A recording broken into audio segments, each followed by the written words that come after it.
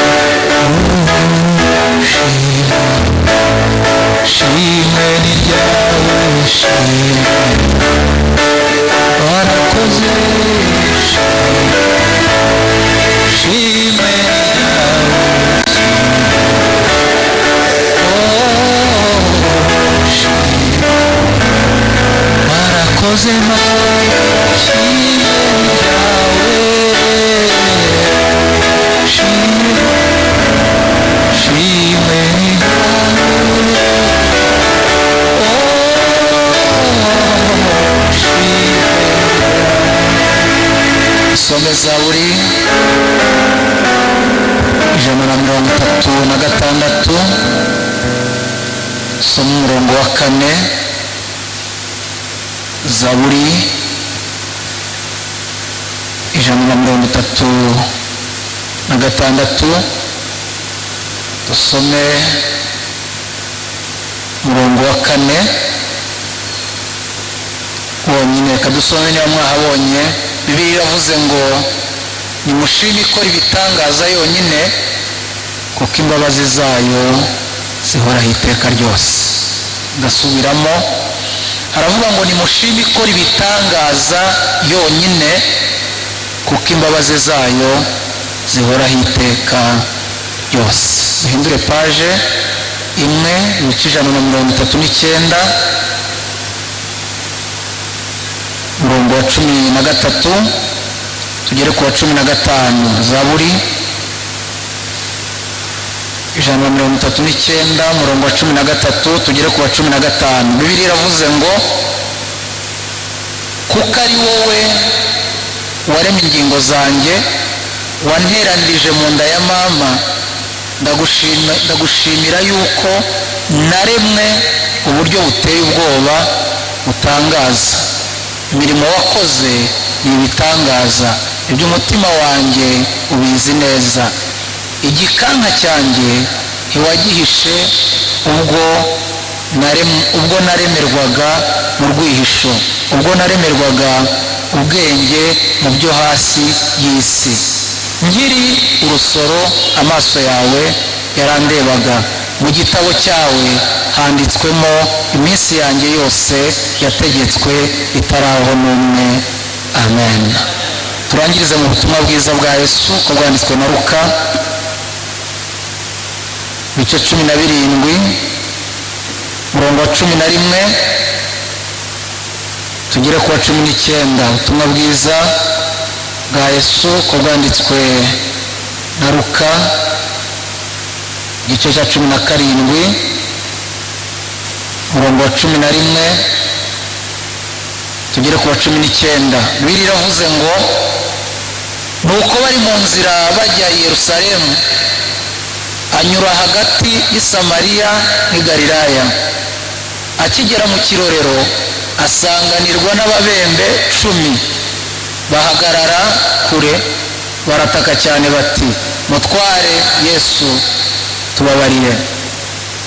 Ababonye arababwira ati, nimugende mwiyereke umutambyi. Bakigenda barakira. Umwe muri bo abonye akize agaruka ahimbaza Imana n'ijwi rirenga, yikubita imbere y'ibirenge bye aramushima, kuko yari Umusamariya. Yesu aramubaza ati, ntimwakize muri 10? Ba bandi 9 barihe? Nta bandi bagarutse guhimbaza Imana keretse uyu munyamahanga?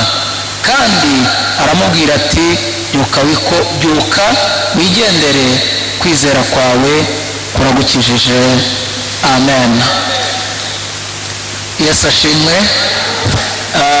Nitwa Singirankabo Boniface, ni umukristo muri ADEPR, ndi umugabo. Shima Imana kubana namwe mu iteraniro ry'umugoroba.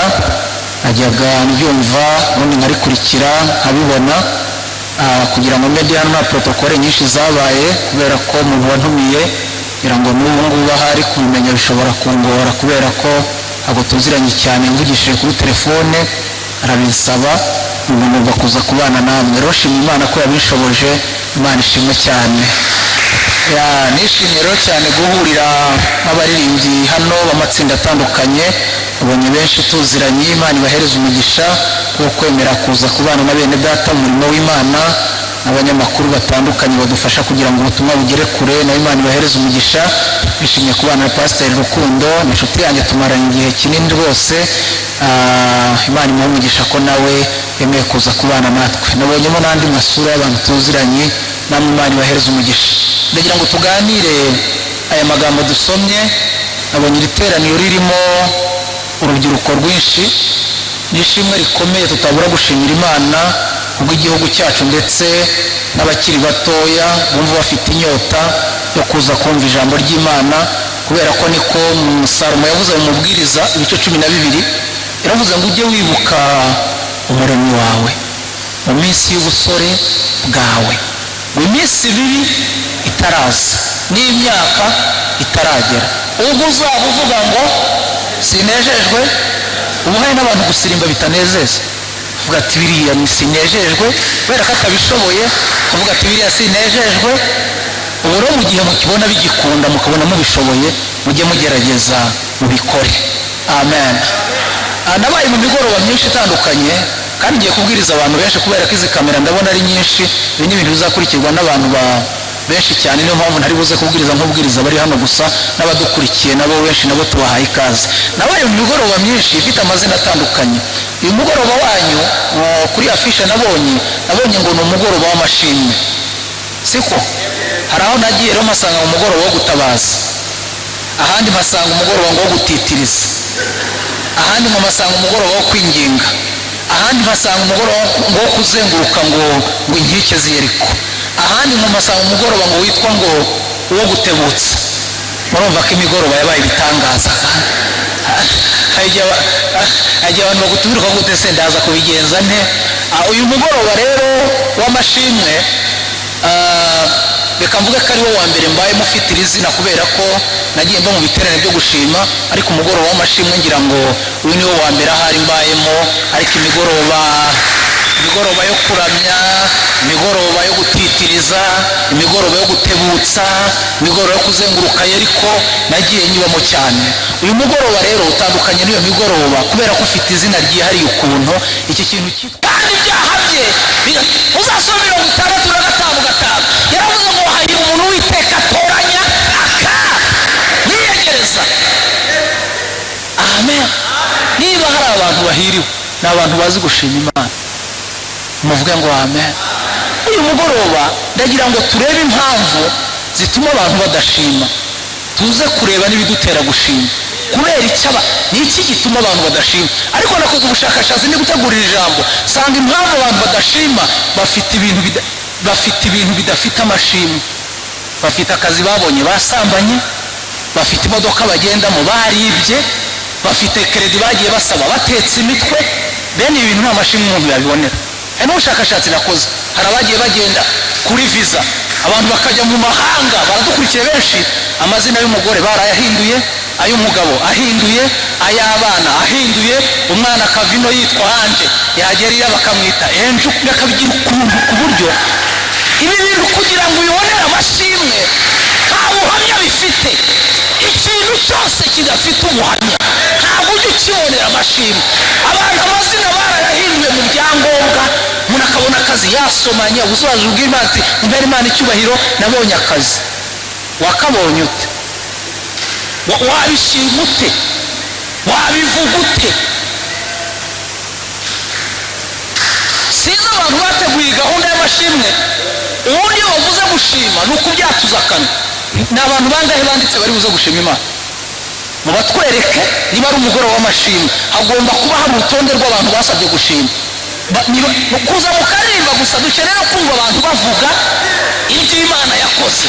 Umugoroba w'amashimwe dukeneye abantu baza hano, umuntu akavuga Imana yampaye akazi, Imana yampaye umugore, Imana yampaye abana, Imana yampaye perimi, Imana yampaye inzu, Imana yaranyambitse. Abantu bakaza hano bakabivuga. Niba bataza ngo bashime mukireho akabazo. Kubera icyo umugoroba w'amashimwe ni bangahe bashimye muri uyu mugoroba? Ijambo ry'Imana dusomye riratubwiye ngo atambuka ngo ahura n'ababembe bangahe? Bari bangahe? Ntiyabakirije rimwe, uko ari 10 bose ntibakize.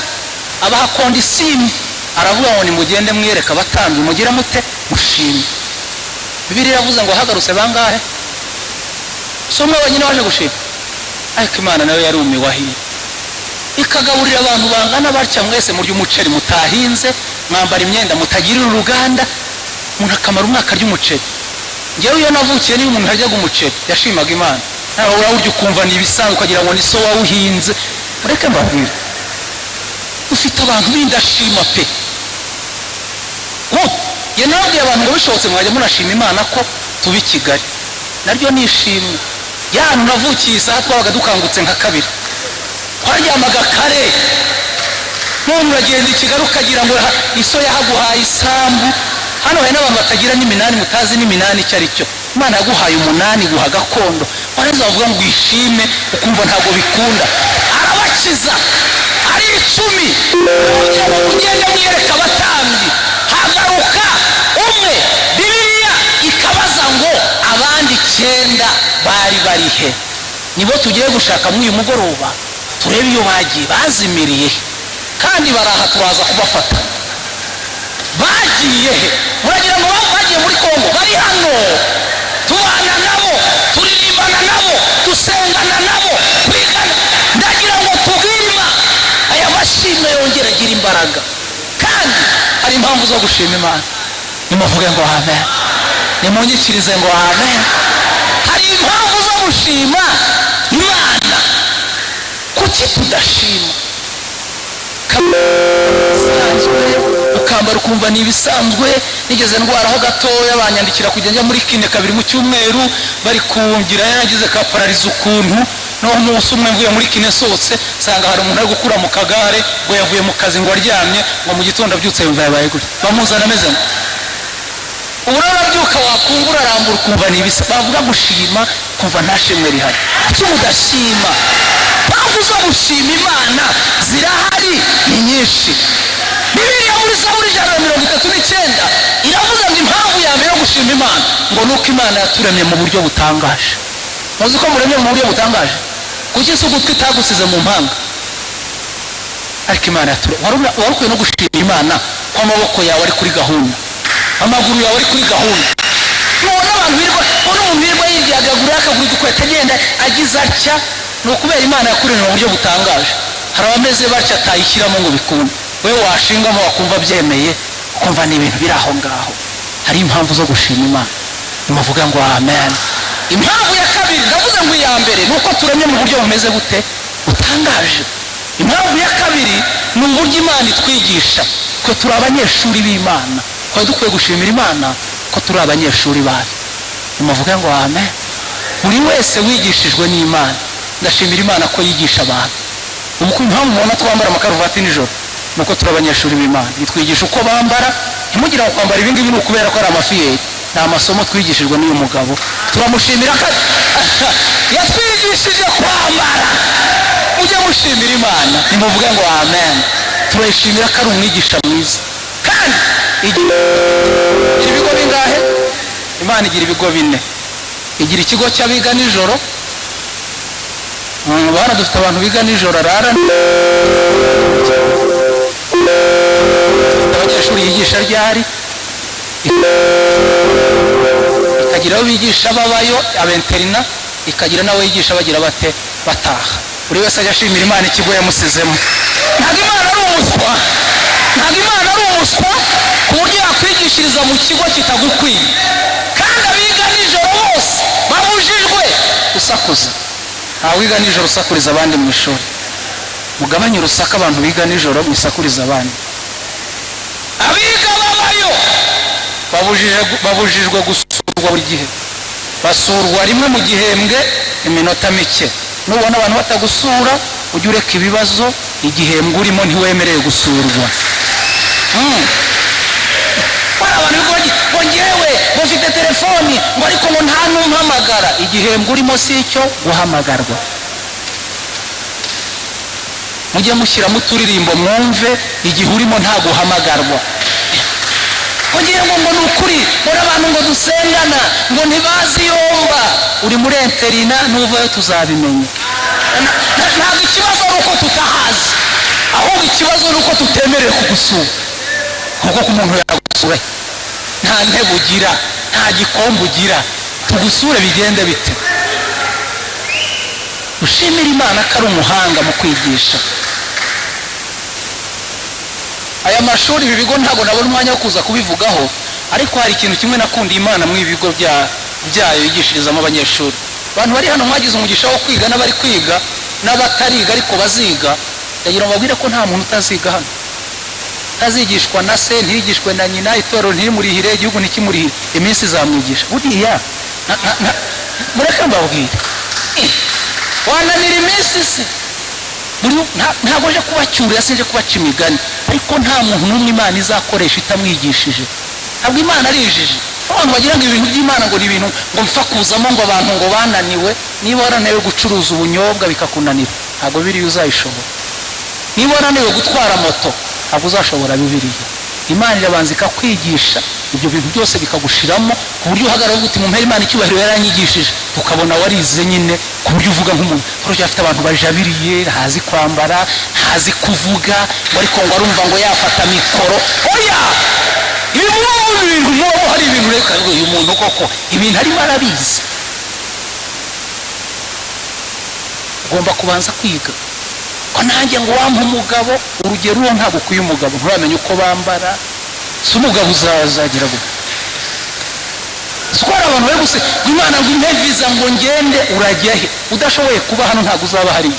Banza umenye uko hano babaho. Muranyumva? Urimo muranyumva? Narivuze ngo icya kabiri tugomba gushimira Imana nuko turi umwigisha, umwarimu twigisha. Ashimira Imana ko itwigisha. Kandi yikwigishije uko babaho i Kigali, ubaho nk'umunyakigali bigakunda. Nabwiye abantu gushize babwira ngo buri ibyaha byo mu mujyi n'inzara yo mu mujyi ni ibinyamujyi. Ntabwo inzara yo mu mujyi, inzara y'i Kigali ntabwo yakujya ivuga ngo shaka ikijumba, ni sosiso, ni isambusa, ni burete, ni ibintu byo mu mujyi gusa.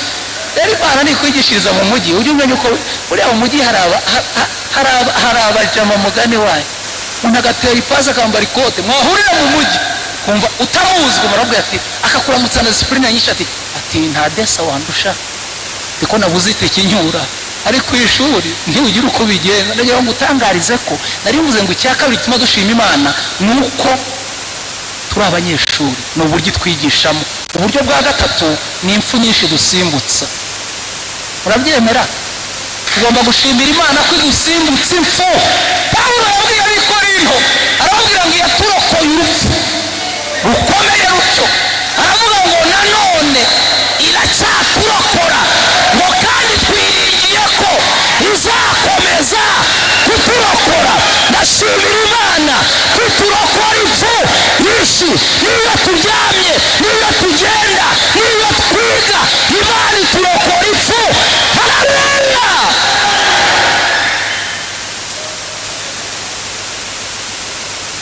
cumi n'eshatu ku cyumweru cy'ihirya cyabanje, amazi yaranteye mu nzu saa 7:20 z'ijoro, twasinziriye, amazi yuzura inza, aracagata y'imvura, imvura yaguye.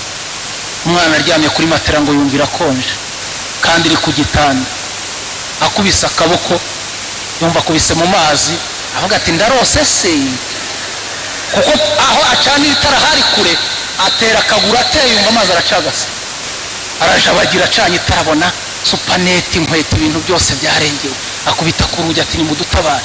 ndabyuka ngeze mu rugi rwa korodori muri saro, nsanga amazi ari kumanuka nka Nyabarongo. ndahamagara abaturanyi, uzanye isafuriya, uzanye igikombe, uzanye ijerekani. yo none uraryama? sinzi uwo nabibwiye bukeye, namubwira nti mushimira Imana nari mpfuye nijoro. arambwira ati byagenze bite? n'imvura yaduteye mu nzu. atuzi ko nanjye intozi zaraye zinteye, ngo intozi akumva ziri ku nguba muri etaje. yo dusimbuka impfu zingana iki? nyinshi. iryo ni ishimwe rya gatatu tugomba gushima Imana. icya kane tugomba gushimira Imana ni uburyo Imana iduhisha. ndagira ngo mbabwire ko Imana iraduhisha kugera ku rwego guhisha abarozi bakakubura kandi bahari.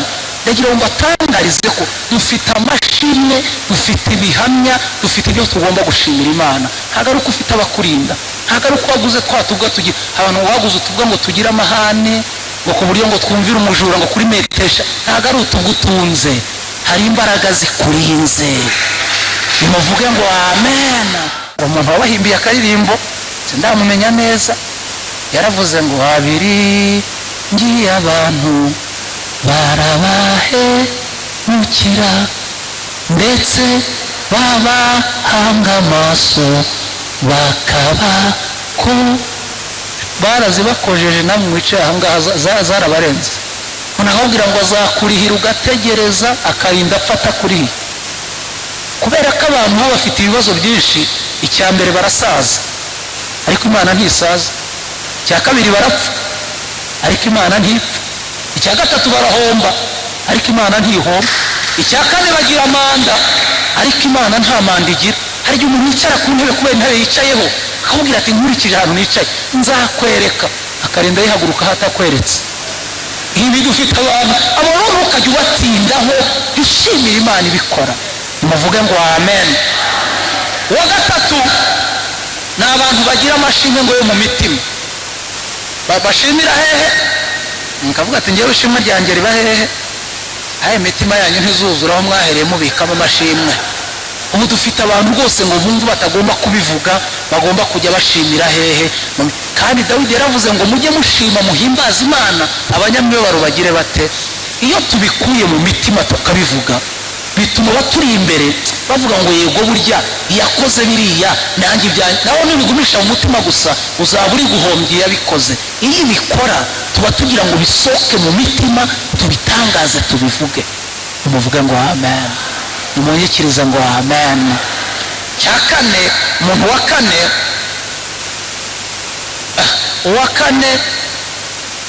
ngo aba yumva gushima ari ibisanzwe. dufite abantu bafata amashimwe bakumva ko gushima ngo ari ibisanzwe. ntabwo bisanzwe. ibintu mukumve ko ari ibintu bisanzwe, ni surprise Imana ibigukoreye. ndagira ngo babwire ko uyu munsi zitariki, ubu twese turi hano turi bashya. hari umuntu wigeze kubaho ko uyu munsi buriya tubwira ati ngewe uyu munsi nari ndiho. ntabwo murabyumva, birimo filozofi ukuntu. uyu munsi hari umuntu muri wabayeho ko uyu munsi ntawe uhari. niyo mpamvu ufite ishimwe rya none, kuko none niho wabayeho. haleluya. rero ndagira ngo mbatangarize ko ntabwo tugomba kuba mu buzima ngo gushima ni ibintu bisanzwe. icya gatanu, umuntu wa gatanu ngo ni umuntu utarizeraga ko ibyo bibembe byakize, yaravuze ati nshobora gushima Imana ejo bikagaruka kamenetse nka tuwajuru. dufite abantu barahanga batizeye ko ibyo Imana yakoze byarangiye, avuga ati reka ndetse uyu mugongo asanga shimye Imana utari wakira neza nibura n'indira umwaka utaha. Eko bene da, iyabikoze ifite imbaraga zo gushyiraho iherezo. Ndavuga ngo amen. Ifite imbaraga zo gushyiraho iki iherezo. Tugire abantu batizera yabona akazi ati reka ndetse gushima iby'iyi minsi nta wabimenya, ejo bagabanya abakozi wabona ngiyemo. Uko utinda gushima niko wikururira ibibazo. Umuntu agakora ubukwe badi akaba umwaka atarashima, ati ngo z'iki gihe ndazizi, nshobora gushima ejo rugasenyuka. Reka ndetse da, rebe ko narumaramo kabiri. Ubu ntabwo wizeye ko yaruvuze yarukomeza. Muvuge ngo amen. Ubu dufite abantu bafite amadiplome hano babitse ngo bazashima Imana ko babonye akazi. Mwashimye ko nazo zabonetse, iyazibahaye ko itazababurira akazi. Tugomba gushima Imana twizeye ko ibyo yatubwiye yabikoze kandi irabikomeza, kubera ko ari Imana ishobora bingahe byose. Abo ni abandi dufite bavuga bati hoya ntabwo ibibembe twizeye ko byakize, reka tube turetse gushima. Karindwi, hari abantu bibwe amashimwe yabo yaribwe rwose, ku buryo ubwira umuntu gushima ati numa ntacyo mfite cyo gushima Imana. Satani yarakwibye, yarayatwaye, ku buryo yumva ahubwo ay'abandi ari yamufasha, yavuga iby'abandi atavuga ibye. Tugiye tujya gusenga ahantu mu bihe byashize, hari ibintu byajyaga biba mu byumba by'amasengesho byo kurondora abantu mutarondorwa mufite akaga. Umuntu batigeze barondora afite stoke y'ibintu byinshi agomba. Ko twajyaga tujya gusenga bakaturondora rwose, wabana avuze nawe akavuga ati Imana igaragaje ko umunsi wavuze bakaturondora. Kimwe rero turi gusenga ahantu muhanuza bayikojeje igaca, aravuze ati ubu tugiye kwihana, kandi kwihana ni ku murongo, buri wese akagira ibyo yatura. Umuntu umwe aratura ibyaha yakoze, aratura bagera ku wundi, aratura bagera ku wundi, aratura bagera bageze ku wundi, aravuga ati ngewe Imana imbabarire biriya bitatu by'uri yasorejeho, nanjye biriya bitatu ndumva nanjye bijya bingora cyane. Dufite abantu amashimwe yabo barayaretse, ahubwo basingira y'abandi, avuga ati nanjye bitatu by'uriya nuba duhuje ishimwe. Satani akwiba amashimwe, ugere ku rwego wumva y'abandi ariyo wavuga, kandi nawe Imana hari ibyo yakoze. Abantu bibwa amashimwe, Imana ibababarire. Kuki umwanzi yabatwaye amashimwe akayiba? Hari igihe umuntu ajya gushima Imana, bamuhaye umwanya ngo azashima Imana, ukabona azanye agapapuro agafashe gutya. Iri shimwe ryari ryo kwandikwa ku rupapuro ngo ishimwe mfite ngo nuko Imana yampaye agakiza ku buntu. Ibi nabyo nibyo wandikira urupapuro. Satani yaragusahuye ugera ku rwego wandika utuntu nk'utu ngutu twana, ukaza wanditse mu Imana ngo ariko Satani yarabibye mwakagira Imana. Umuntu akaba ari gushima Imana ku cyumweru mu gitondo, akarara adasinziriye, bari gutekereza ku mashimwe ko ibintu bugacya ubwoba bwamwishe yagera. Hari umuntu agiye gushima aravuga ati ubwa mbere mpagaze imbere y'abantu ati mubona ngize ubwoba. Satani yarakurashe, yarakurangira. turabafite bashumba mugerageze mubere maso itorero. Utuyobora umuntu imyaka 5-10 atarahagarara imbere y'iteraniro ngo avuge ibintu Imana yakoze. Abantu mufite ni baribwe, mubegere mubabaze icyababayeho. Umuntu agatanga icyacu mutazi icyo akora, waje kuvuga uti mbere Imana icyubahiro, Imana yamakaze muri minisante ndi umuganga. Tukumva dufite n'abantu tutazi n'ibyo bakora. Habonetse n'inkunga ntitwabafasha kandi ari abakene. Kubera iki? Kibona umwanya ngo batubwire iby'Imana yakoze. Satani yarabibye, Satani yarabasahuye. Tugarurirwe ibyacu umwanzi yatwara, ukibwa n'amashimwe.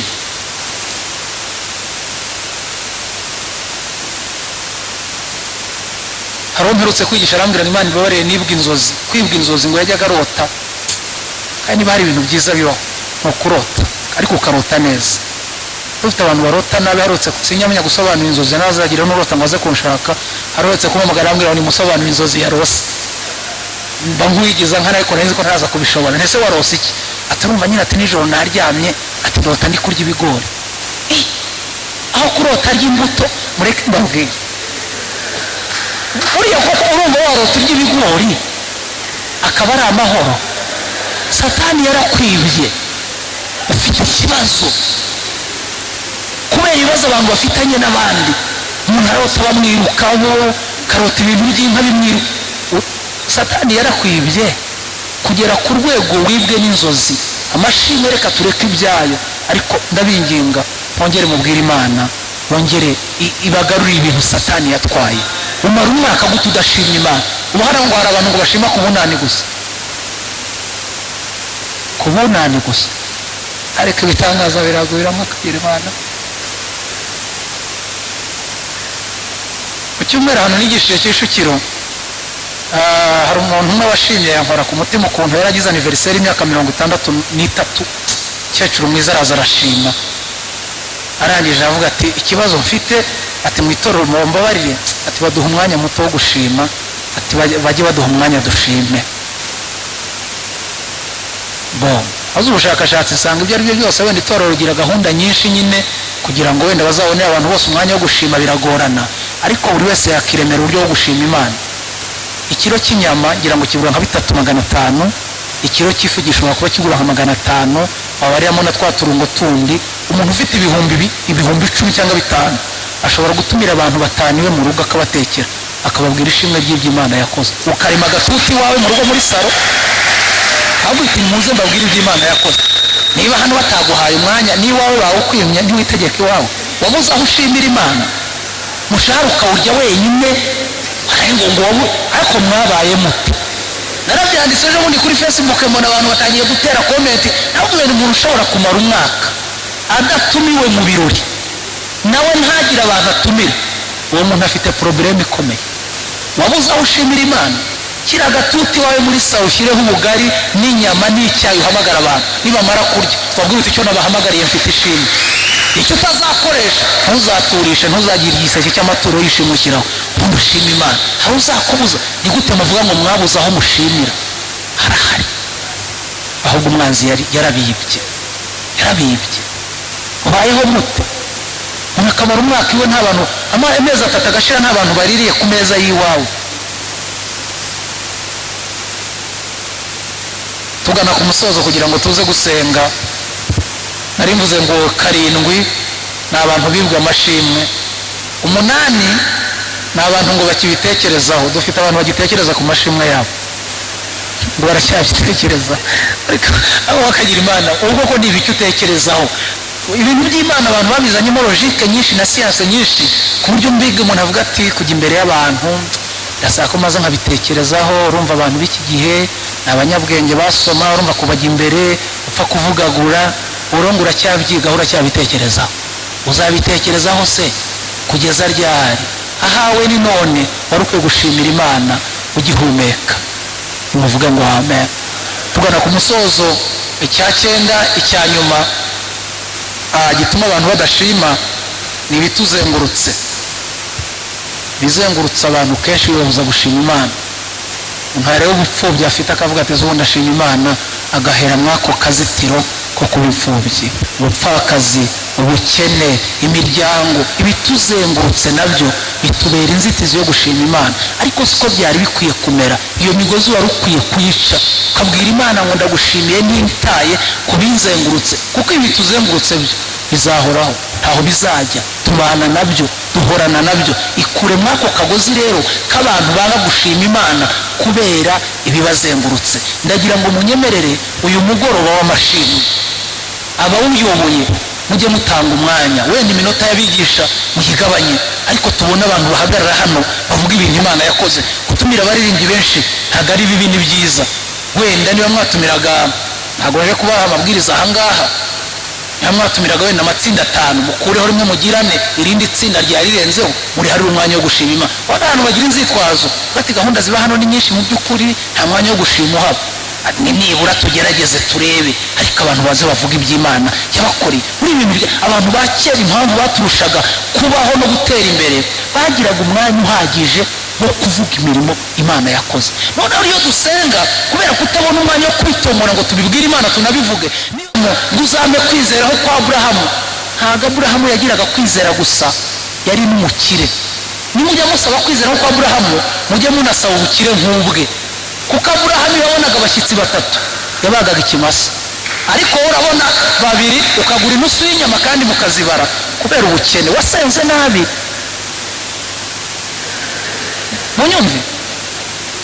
munyumve ntabwo Aburahamu yagiraga kwizera gusa, yari n'umukire.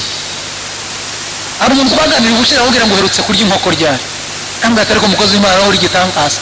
inkoko abana 8 wagura inkoko? ndamubwira nti kubera iki bitakunda ukagura inkoko 8 yewe buri mwana wese akarya inkoko? ati kwa jina la Yesu dufite ubukene,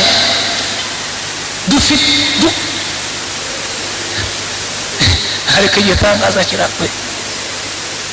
niyo mpamvu uzabona mu bukwe ahantu hari inyama batereka abantu bareba nabi bagira umujinya kubera ibibazo by'ubukene, kubera amasengesho twasenze adafite umurongo.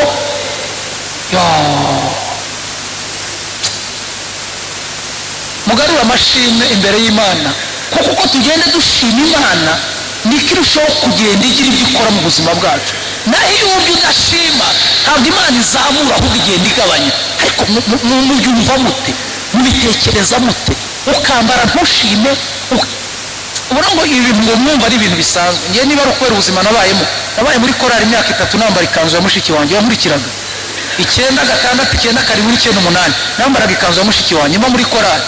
twaririmba abakristo n'abapasiteri batari ku mukobwa waje ino aririmba, ntabwo ari umukobwa, ari ubuzima. none nambaye ikote ariko mureke babaza. niba warashimaga Imana uryama ku rutara, none uryama kuri matera.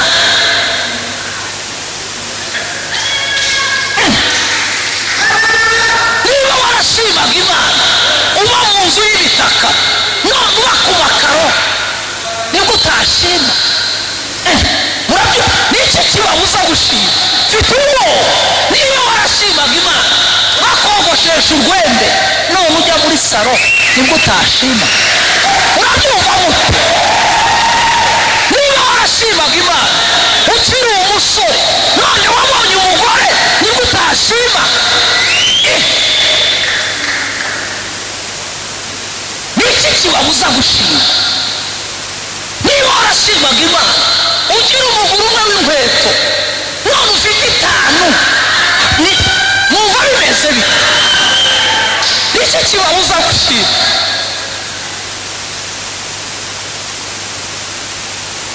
Satani yararibye, yibye amashimwe y'abantu. urimo hari abantu batunze telefoni bita kwa matushi, kwa Motorola, kariya agatelefoni ugatunguribuka amashimwe wari ufite, none ufite tashi urumva utashi. ariko muvuga mute ko mwabuze amashimwe? yaburiye he ku mwanzi yayibye? kubona abakobwa hano bajya muri saro buri kwezi, ndabona rwose Emmanuel mwahengetse ibisuko mwakubiseho.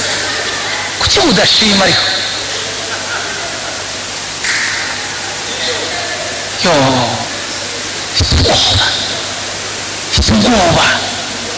mfite ubwoba.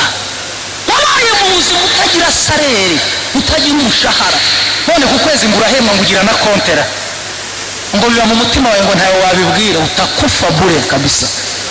mfite ubwoba. wabaye mu buzima umuntu yagufungira amafaranga 1000, none ufite 5 ku ikofi, no kuri momo hariho ikintu bavuga gushima Imana, kajya wumva ari ibintu bisanzwe. ndabarira nkabona ntabwo muri bakuru cyane, ndabona mutari bakuru cyane, ariko nanone umuntu akoze ubushakashatsi uko ndi kubabona hano, nukuri abantu bavuka hano Kabeza muri Mbarwa, mwavuye mwaje mute?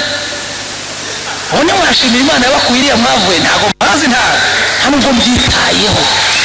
ariko hari Imana isumba byose, tarira.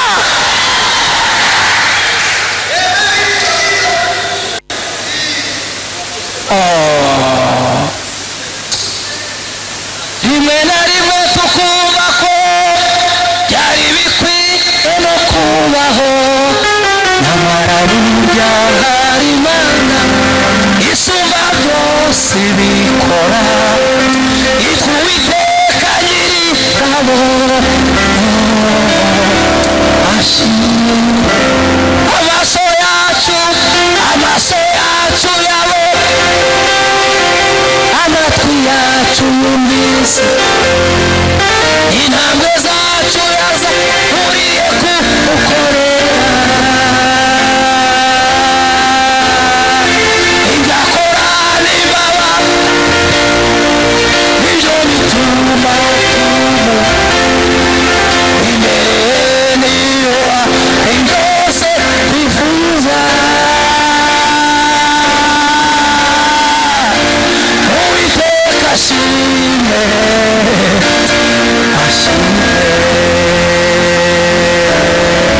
nicyo gituma umutima utazatinyana ntazarekura ubugingo ubuzimire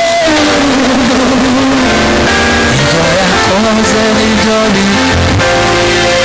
ingiriro byuzuye uko n'ibisiga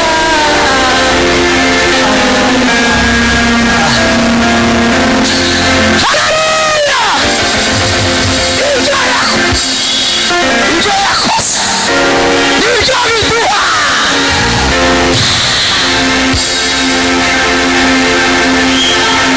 haleluya. hari abantu bari mu iteraniro bari kumva hari ibyo Imana yakoze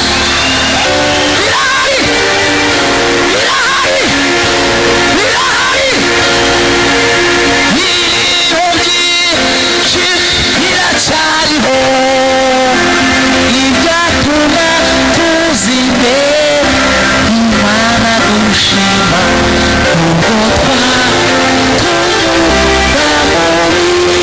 muri Yesu hari byinshi byatuma dushima nimuze ufatane twumve sinebira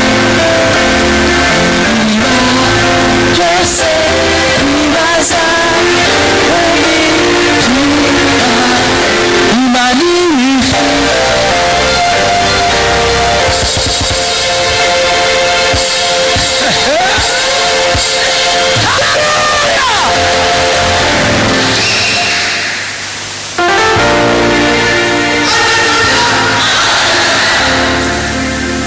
tugiye gusenga Imana. Ni iki kibabuza gushima? Nicyo nibaza.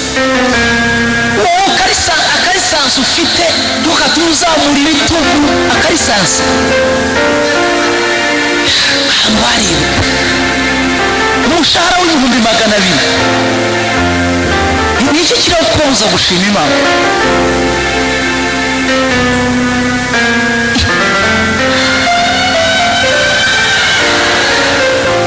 Shima Imana mutima wanjye, shima Imana mutima wanjye, shima Imana mutima wanjye,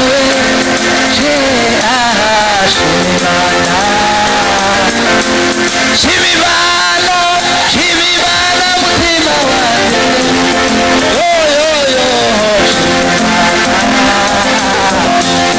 iyo bikomeye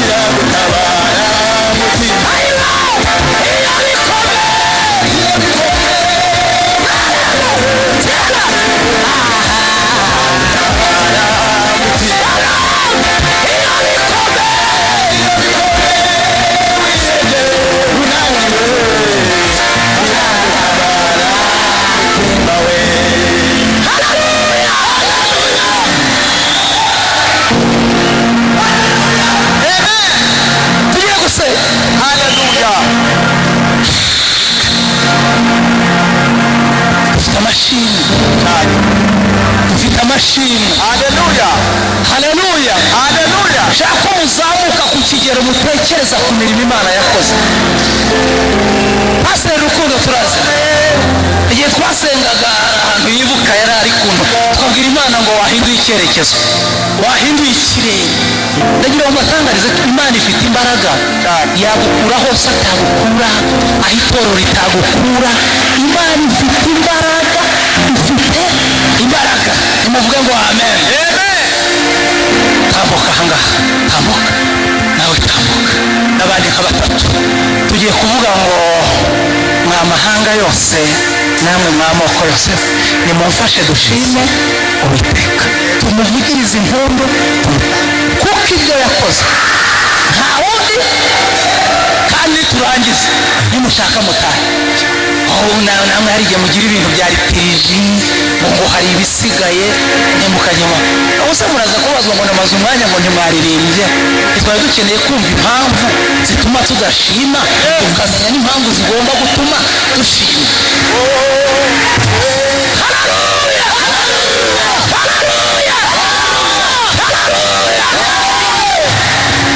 Ahantu badukuye iwabo h'inyamaswa mu butayu budatuwe, hari hegereye urupfu.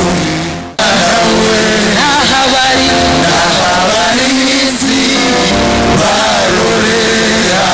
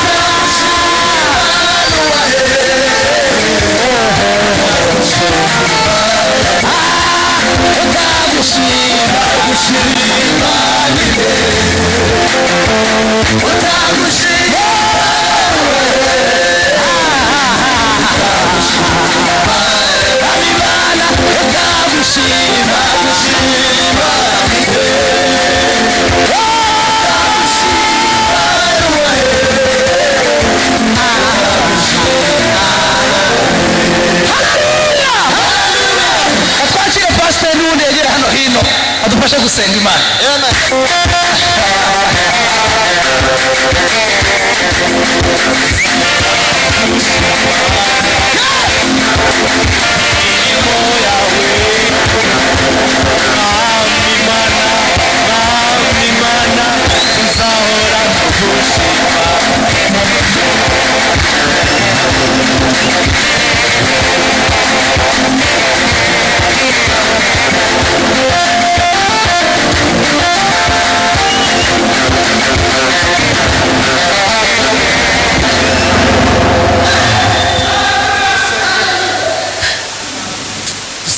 Senga Imana itwigishe no kwishima.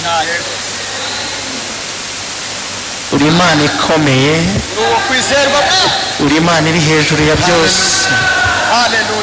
Mana, mbere yo gusenga ku bw'aba bantu no kubwira ijambo, ngewe mbanje kugushima. Ndagushimiye ko ndiho, ndagushimiye ko mpumeka, ndagushimiye ko nambaye, ndagushimiye ko ngenda, ndagushimiye ko wanazariwe, ndagushimiye ko mpaye urubyaro, ndagushimiye ko mpaye urubyaro, ndagushimiye ko mpaye urubyaro. Niki cyatuma tutagushima? Akira ishimwe ryanjye rivuye mu mutima. Ndagushimiye ko mpagaze aha, ndabigushimiye, ndabigushimiye. Umutima wanjye uzirikanye bene data.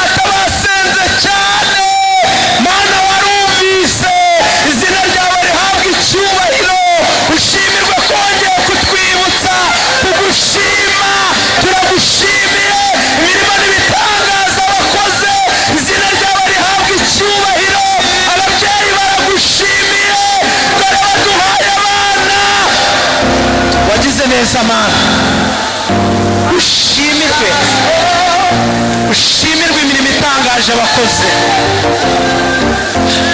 Ushimirwe ku bw'aba babyeyi wahaye urubyaro kandi warabakujije. Mana we ushimwe. Izina ryawe rihabwa icyubahiro. Twibutse urugendo rurerure wagendanye natwe. Twibutse ahantu wadukuye hakomeye. Duhaye agaciro imirimo n'ibitangaza udukorera no kuba waradushyize ahagutse ubishimirwe. Mana turagushimiye, turagushimiye, turagushimiye. Mana turagushimiye. Izina ryawe nirihabwa icyubahiro. Duhaye agaciro aya maguru waduhaye. Duhaye agaciro aya maboko waduhaye. Duhaye agaciro ubuzima waduhaye. Ibyo turabigushimiye Mana. Ibyo turabigushimiye. Hari ibintu byinshi wakoze. Mana tugusabye imbabazi kubera yuko umwanzi yatunyaze amashimwe. Hari impamvu nyinshi twatanze zituma tutagushima. Ngo nidushima baravuga ko twirase, nta n'icyo dufite cyo kugushima. Ngo n'ubundi nubwo ibi wabikoze ariko dufite n'ibindi bituma tudashima. Tugusabye imbabazi Mana, tugusabye imbabazi kuko tutagushimye kandi hari imirimo n'ibitangaza wakoze. Mana, abantu tutagira imirima duhinga muri Kigali ariko ukaba utugaburira uko bwije n'uko bukeye. Niwakira amashimwe avuye mu mitima yacu.